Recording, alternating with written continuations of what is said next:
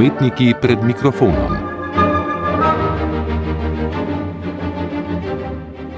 Dramska igralka Ana Fakkini je leta 2001 postala članica Slovenskega narodnega gledališča Nova Gorica in mu ostaja zvesta še danes.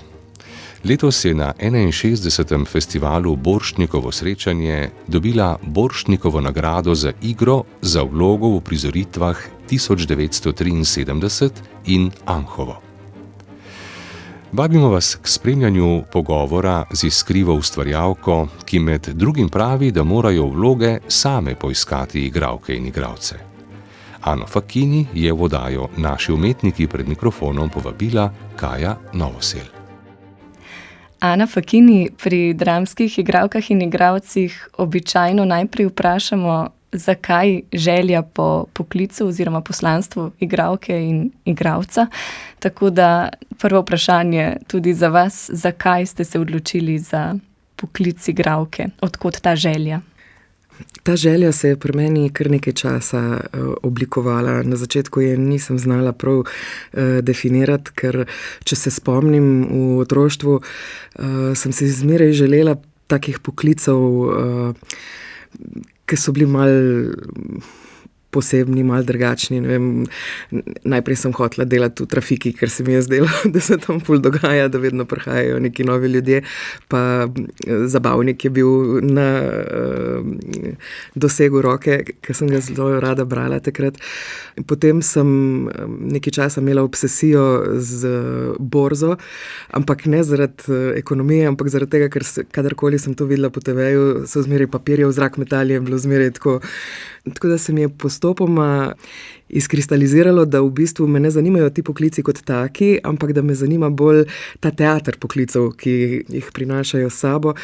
In potem, ko sem v osnovni šoli začela malo bolj resno nastopati na vseh možnih proslavah, ker sem se z lahkoto učila teksta, ponavadi sem se ga kar zapomnila, že če sem nekoga sam slišala kaj povedati, se mi je potem to nastopanje na odru priljubilo in v srednji šoli sem postala del amaterskega mladinskega odra SNG Nova Gorica, takrat je bilo še PDG, pod vodstvom Emila Aberška.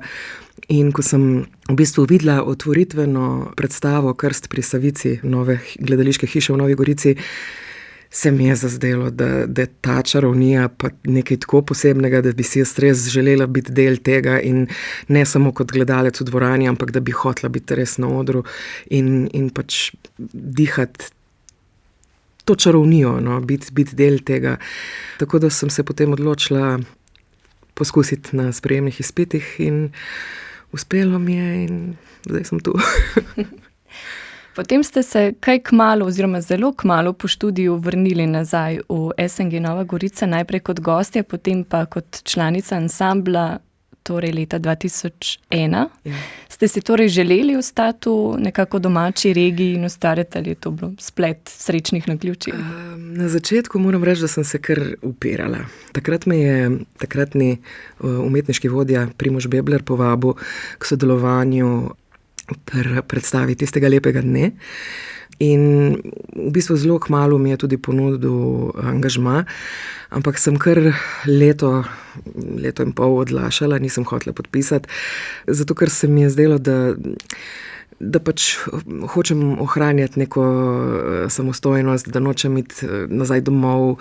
Zdelo se mi je, da bi pač rada raziskala še kakšne druge možnosti. Ampak potem so priložnosti v SNG Nova Gorica oziroma takrat PDG kar prihajale ena za drugo in zelo hitro mi je postalo jasno, da je ta ansambl in ta hiša nekaj posebnega, nekaj, kar z mano zelo vibrira. Delali smo krasne projekte, sodelovali smo z velikimi režiserji, gostovali smo ogromno tudi po svetu.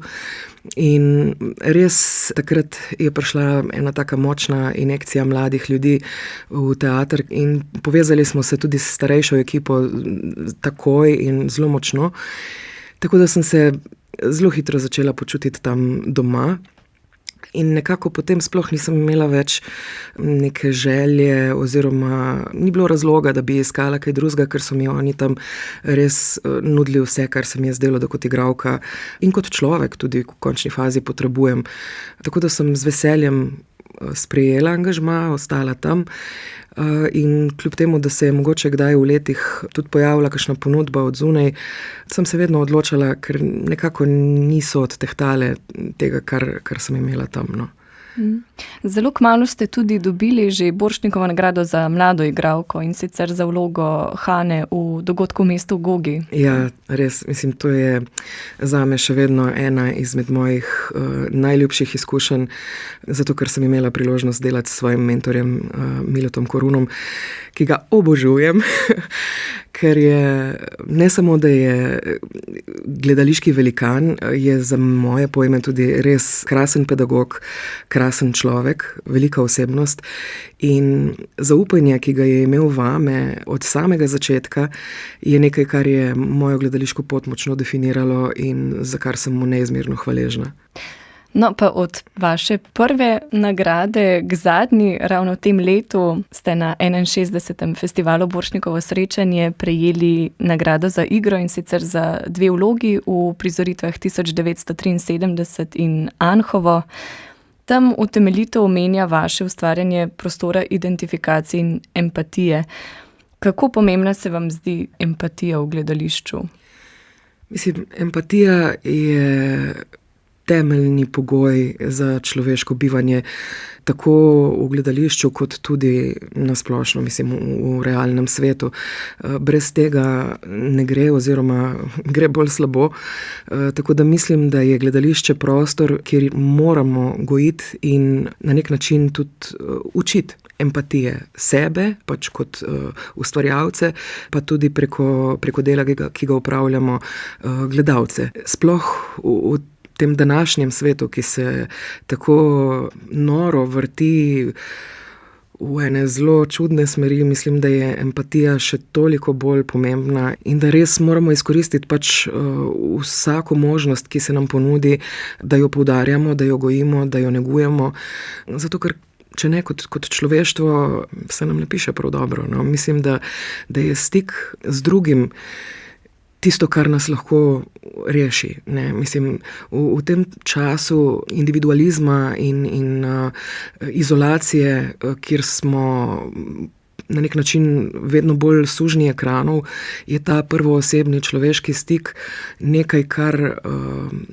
kar je nujno potrebno, no, mislim, za človeštvo, res. To se mi zdi, da je pač gledališče zato tudi en krasen medij, kjer lahko delamo na tem, da empatijo gojimo, no. In o teh 2 omenjenih vlogah pravzaprav zelo gradite na ansambelski igri. Prva nagrada, ki ste jo dobili, pa je taka velika dramska vloga iz kanona dramatike. Odkar ste članica ansambla, ste nanizali resen pester nabor vlog, tako da vam je katero morda ljubše, nekako bolj udobno, torej gledališko, bodisi žanrsko, bodisi... Težko bi zdaj rekla, da mi je karkoli bolj udobno ali ljubše. Mislim, definitivno, če pogledam nazaj, so bile vloge, ki so mi bile bližje, ampak če pa gledam naprej in na to, kar še prihaja, moram reči, da ne bi znala izbrati oziroma ne bi znala določiti. Hkrati si pa tudi ne želim izbirati in določati, pa prepuščati pač neki svoji projekciji in pričakovanjem tega, kar se mi še mora zgoditi, ker mislim, da se na ta način pač tudi omejim od marsičesa. Vsake vloge, ki mi pride na pot, se poskušam lotiti z odprtim srcem in res brez nekega predsodka, brez nekega pričakovanja, ker se mi zdi, da vsaka prinaša neko svoje vesolje, možnosti, neko novo polje dela. Vsak nov sodelavec prinaša seveda svojo energijo, svoj način, pa naj si bo to režiser ali pa soigralec. Tako da mislim, da uživam prav v tem novem, v tem nepoznanem in zato nočem omejevati tega polja, no. Pa si morda želite kakšne vloge še v prihodnosti ali tudi to puščate odprto, da ne? Joj, to je res tako nevaležno vprašanje. Premalo poznam to neskončno zakladnico, da bi lahko rekla, da imam neke vloge, ki bi si jih zares želela. Mislim, so kakšne, recimo, ki se ti zdijo zanimive, ko si prebral kaj, ali pa ko si kakšno predstavo gledal, pa si rekel, wow, ne, to bi jaz, to mi le kako je. Ampak to je zmeraj tako, kadar nekaj bereš ali pa kadar nekaj gledaš, ti dela domišljija in ne vem, mislim, da smo igralci tudi tako, no, da včasih ne znamo zares oceniti tega, kaj je najboljše za nas. Tako da včasih se mi zdi, da je tudi prav, da se prepustimo, da nas vloge poiščejo same, ne da jih iščemo mi. No. Tako da ja, tudi tukaj ne bi znala zares odgovoriti z neko določeno vlogo, ampak verjamem in pa zaupam, da bojo tiste to prave same prišle. No. Mogoče predstave ne iščejo, oziroma vloge ne iščejo samo igralke in igralce, ampak tudi predstave nekako poiščejo gledalke in gledalce.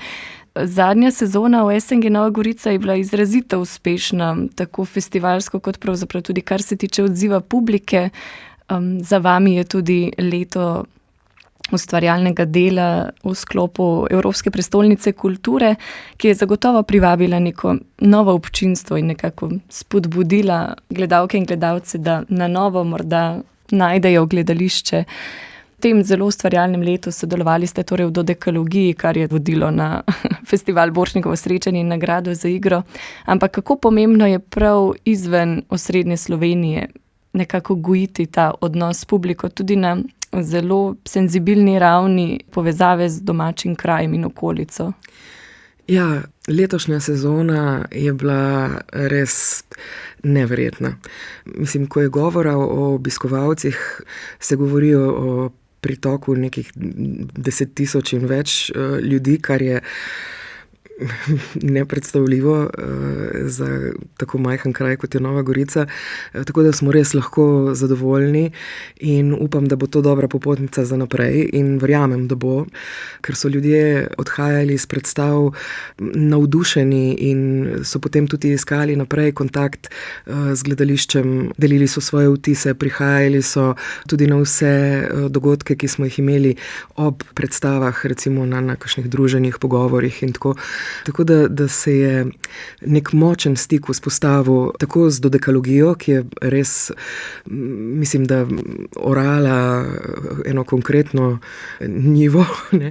Hkrati se pa tudi z Anhovim odpira neka vez v Soško dolino in v profil ljudi, ki niso zahajali v gledališče in ki jih gledališče kot tako nikoli ni pritegnilo. Zdaj so pa ugotovili, da ne samo, da jih nagovarja, ampak jih zastopa, da jim daje glas, da jih na nek način projicira v širši slovenski in mednarodni prostor in vidimo in čutimo, da jim to zelo, zelo veliko pomeni. Tako da sem vesela, da smo lahko bili del te zgodbe, da smo lahko to, kar smo z Anhovim ustvarili, pač naredili za te ljudi, da je to pač v našem majhnem dometu naš prispevek k temu boju. In tudi goriška publika, kljub temu, da je v primerjavi recimo s prestolnico bolj omejena, da smo pač številkami nekje nižje, je zelo, zelo navezana publika, zelo zvesta publika in komuniciranje z njimi tako v predstavah, kot tudi potem po predstavah ali pa ne vem, na cesti, ko se srečaš ali pa na spletu, je nekaj zelo lepega. Vidi se, da Goriška živi in diha z našo hišo in tega smo res zelo veseli. No. Se spomnim ene gospe v videu iz 1982, ko jo vprašajo, kaj bo po Dodekalogiji in reče, ostali bomo reveži. Ja, ja, res. Mislim, na ljudi je Dodekalogija naredila neskončno velik vtis. Zato, ker so to pač zgodbe novogoriških ljudi, zgodbe naših non, naših mam, očetov, stricev, tet, nas nas samih. Ljudje so se v tem našli so se v zgodbah, našli so se v kostumih, našli so se v scenografiji, v glasbi. Predstave, ki so v dodekalogiji nastajale, sploh te, ki so bile pač v Novi Gorici, so jih tako direktno nagovarjale, da so se zares počutili del predstav samih in so se tudi ponujali, da če rabimo karkoli, da bi nas prišli pomagati oblačiti, ali pa če rabimo še kakšne zgodbe, ali pa nek stric se je ponudil, da bi nam kuhno prišel popraviti, ker se v predstavi govori, da so jo narobe montirali.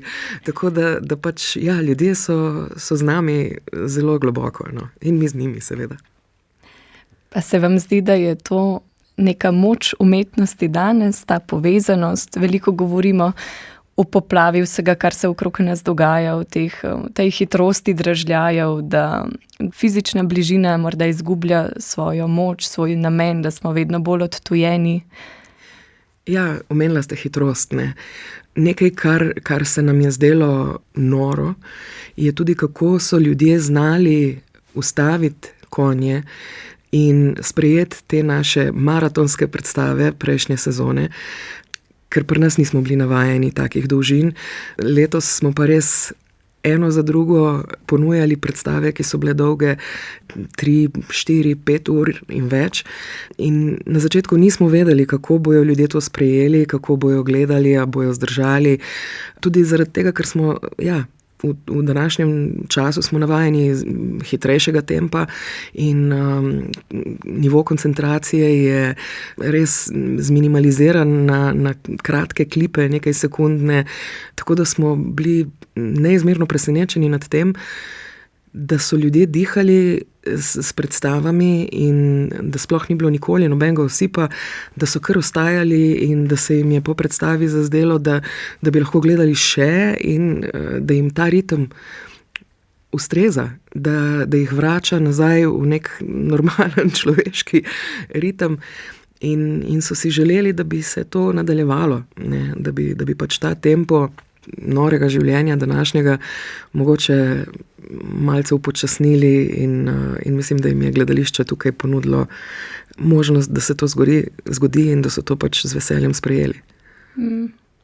Torej, gledališče po vašem bo obstalo? Jaz mislim, da gledališče nima nobene nevarnosti, da bi ga karkoli ugonobilo, zato ker nekaj, kar tako direktno nagovarja ljudi, kar je tako blizu človeškega bistva samega, to pripovedovanje zgodb 1 na 1, tega noben drug medij ne more